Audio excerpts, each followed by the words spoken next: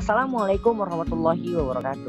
Nama saya Guntur Al-Ghifari Muhammad Gilani. Saya dari kelompok 1 kelas 11 MIPA 3 yang beranggotakan Muhammad Gilang Putra Dinding Tantori. Di sini kita akan membahas harmonisasi hak dan kewajiban asasi manusia dalam perspektif Pancasila yang akan dimulai oleh sahabat saya yaitu Dinar Thorik. Dipersilakan.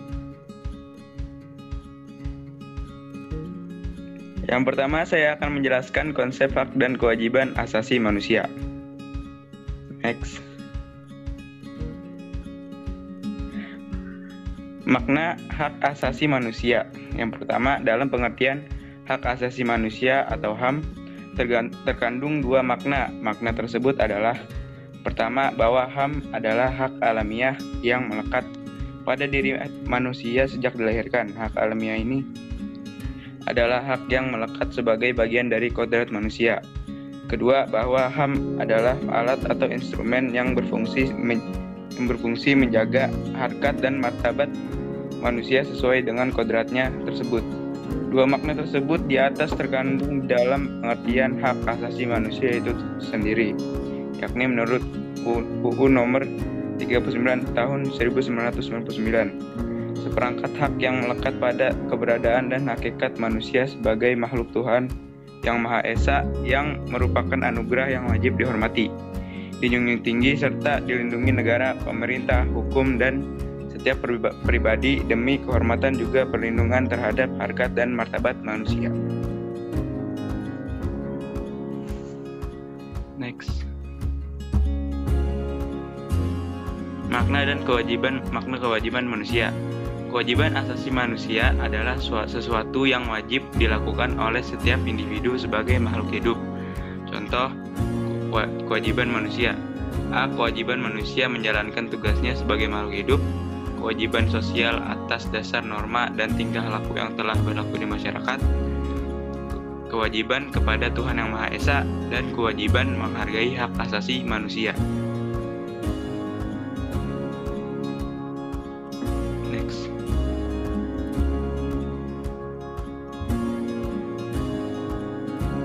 Dan yang kedua, pembahasan ini akan dibahas oleh sahabat saya lagi yang bernama Gilang Eka Putra.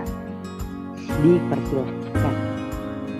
Saya akan membahas substansi hak dan kewajiban asasi manusia dalam Pancasila. Hak dan kewajiban asasi manusia dalam nilai dasar Pancasila. Yang pertama adalah nilai dasar dengan hakikat kelima Pancasila, yaitu nilai ketuhanan yang Maha Esa, nilai kemanusiaan yang adil dan beradab, nilai persatuan Indonesia, nilai kerakyatan yang dipimpin oleh hikmat kebijaksanaan dalam permusyawaratan atau perwakilan, dan nilai keadilan sosial bagi seluruh rakyat Indonesia. Nilai dasar tersebut bersifat universal, sehingga di dalamnya terkandung cita-cita, tujuan, serta nilai-nilai yang baik dan benar. Nilai dasar ini bersifat tetap dan melekat pada kelangsungan hidup negara. Antara hak dan kewajiban.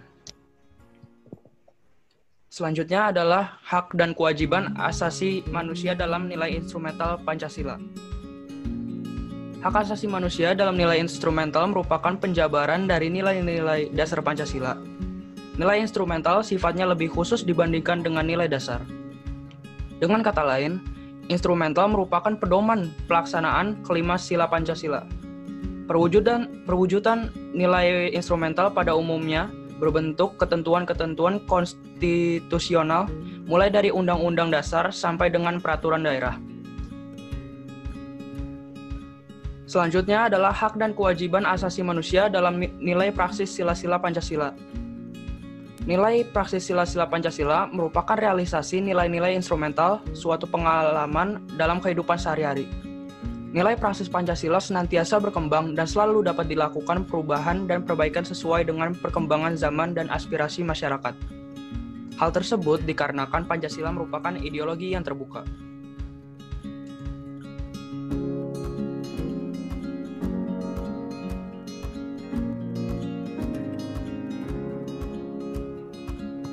Dan yang ketiga adalah kasus pelanggaran hak asasi manusia yang akan disampaikan oleh saya sendiri. Next.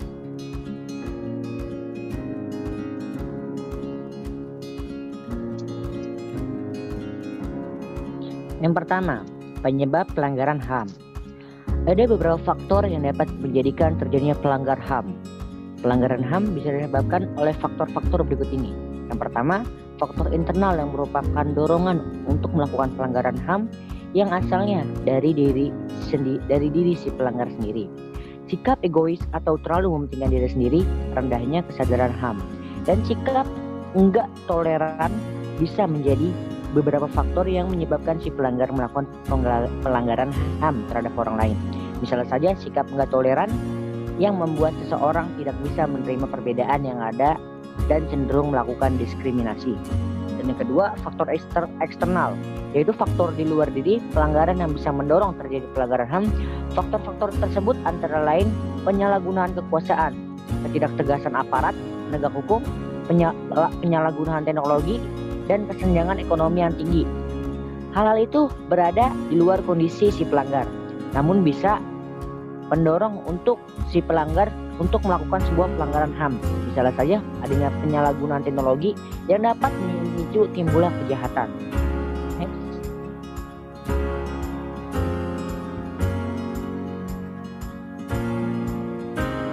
Kasus pelanggaran HAM di Indonesia. Meski Indonesia adalah negara relatif kecil, namun ada cukup banyak kasus pelanggaran HAM yang terjadi. Berikut ini beberapa contoh kasus HAM di Indonesia. Tragedi Trisakti pada 12 Mei 1998, pembunuhan Munir, peristiwa Tanjung Priuk, pembunuhan Marsinah, pelanggaran HAM di Aceh, bom Bali, pembantaian Rawagede, penculikan aktivis 9798.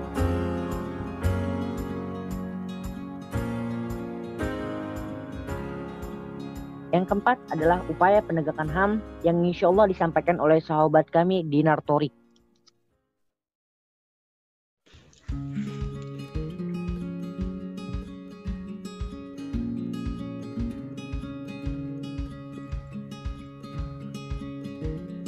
Oke, next.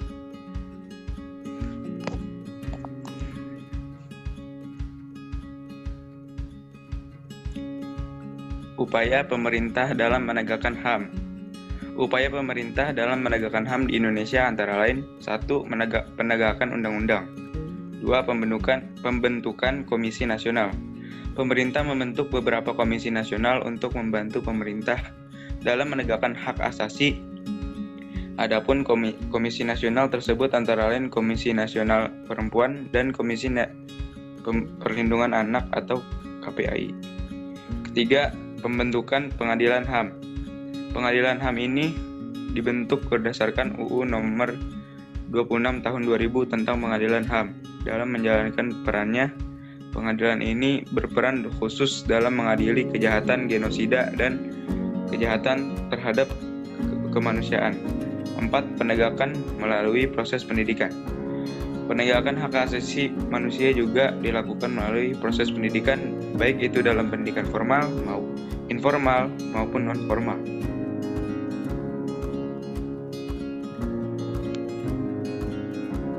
Upaya penanganan kasus pelanggaran HAM.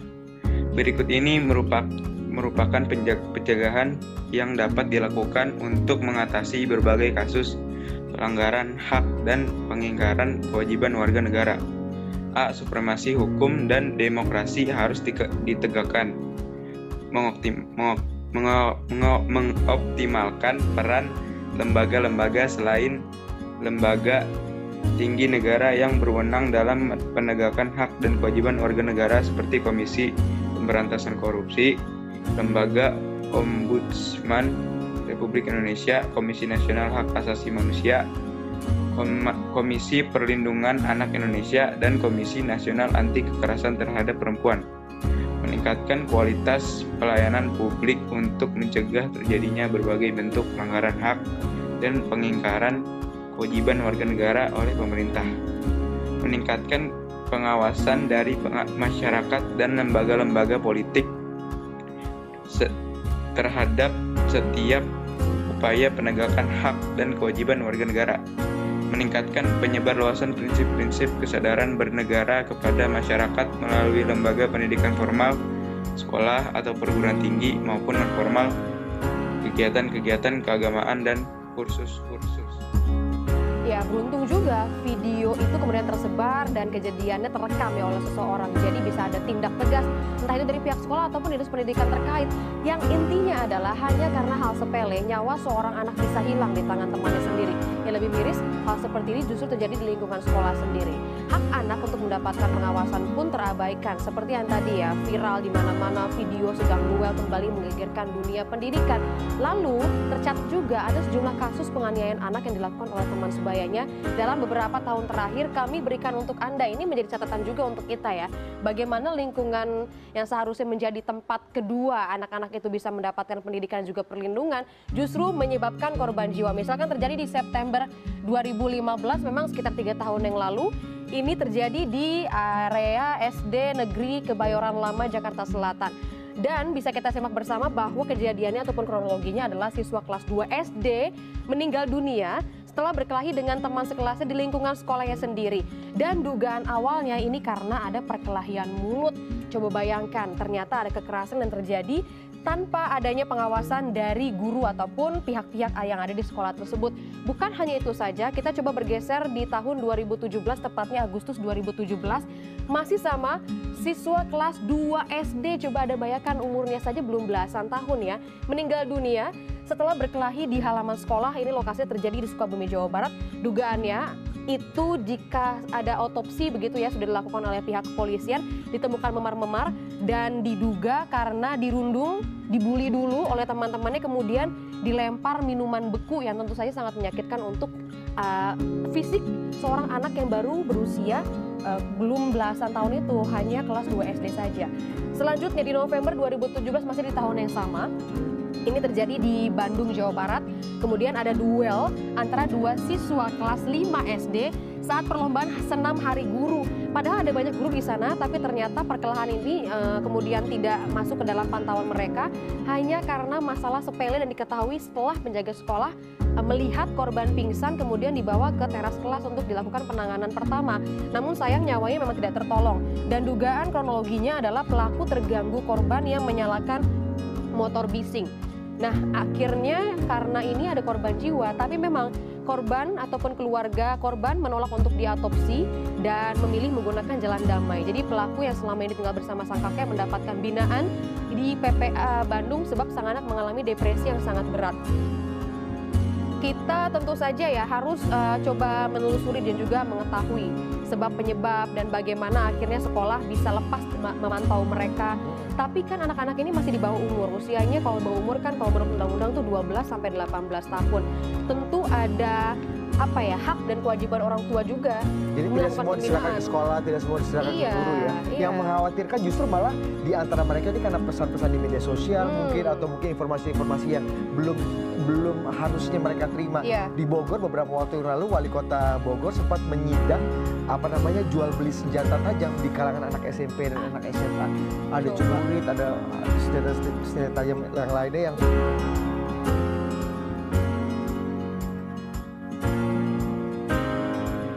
Oke, mungkin sekian dari kelompok kami.